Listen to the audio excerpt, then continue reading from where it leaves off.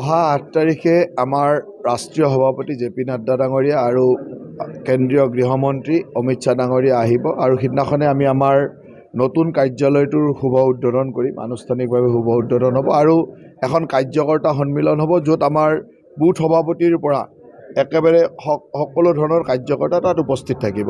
যিহেতু এইখন কোনো জনসভা নহয়, কাৰ্যকৰ্তা সন্মিলন, গতিকে কাৰ্যকৰ্তাসমূহ কেনেকৈ যাব, কি ধৰণৰ ব্যৱস্থা হ'ব, কোন কোন পৰ্যায়ৰ কাৰ্যকৰ্তা যাব, সেই গোটেইখিনি আলোচনা কৰিবৰ কাৰণে মই কোকৰাঝাৰ জিলালৈ আহিছিলোঁ। কোকৰাঝাৰ জিলাৰ ৩টা সমষ্টিৰ আমি গোটেইখিনি কথা আলোচনা কৰিলোঁ আৰু সকলো ব্যৱস্থা আমি যাতে সময়মতে নিৰ্ধাৰিত সময়ৰ আগতে গৈ পায় আৰু সকলোৱে নাড্ডা ডাঙৰীয়া, অমিত শ্বাহ ডাঙৰীয়া বা আমাৰ মাননীয় মুখ্যমন্ত্ৰী, আমাৰ ৰাজ্যিক সভাপতি সকলোৰে উৎসাহমূলক বক্তব্য শুনিব পাৰে আৰু তেওঁলোকে ভৱিষ্যতৰ দিনত অতি উৎসাহেৰে কাম কৰিব পাৰে। তাৰ কাৰণে ব্যৱস্থা কৰিবৰ কাৰণে আমি সকলোৱে ইয়াত বহিলোঁ আৰু এখন সম্পূৰ্ণ দলীয় সভা, দলৰ আলোচনা কৰিলোঁ।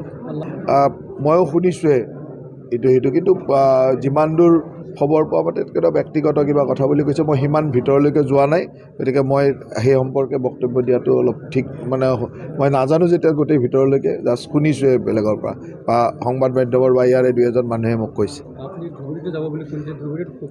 এতিয়া এই শোকাবহৰ দুৰ্ঘটনাৰ কাৰণে মই গৈ আছোঁ আৰু গৈয়ে মই স্পটলৈকে যাম। তাত গৈ এতিয়ালৈকে যিহেতু এগৰাকী আমাৰ চাৰ্কুল অফিচাৰগৰাকী নিৰুদ্দেশ হৈ আছে, চেষ্টা চলাই আছে, আমাৰ NDRF SDRFও তাত কাম কৰি আছে, সকলো ফালৰ পৰা চেষ্টা চলাই আছে। আনকি তললৈকে গৈ বাংলাদেশ হেৰিৰ লগত আমাৰ যোগাযোগ চলি আছে, গোটেইখিনি ব্যৱস্থা চলি আছে, কিন্তু এতিয়ালৈকে নিৰুদ্দেশে হৈ আছে।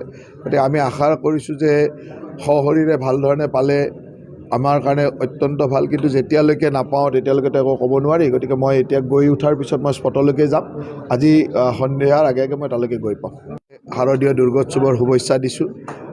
2 বছৰ ক'ভিড মহামাৰীৰ পিছত এইবাৰ ৰাইজে মুকলি মনেৰে এটা দুৰ্গা পূজা উৎসৱ পালন কৰাৰ পৰিৱেশ পাইছে। মই ভাবোঁ যে দেৱী মায়ে সকলোকে শক্তি দিয়ক আৰু সুন্দৰভাৱে দুৰ্গোৎসৱৰ সময়ত সকলোৱে আনন্দৰে কটাওক আৰু সকলোৱে দেৱী মাৰ শক্তি পাওক, যাতে আমি আগন্তুক দিনবিলাক দেশৰ কাৰণে, সমাজৰ কাৰণে কাম কৰি যাব পাৰোঁ।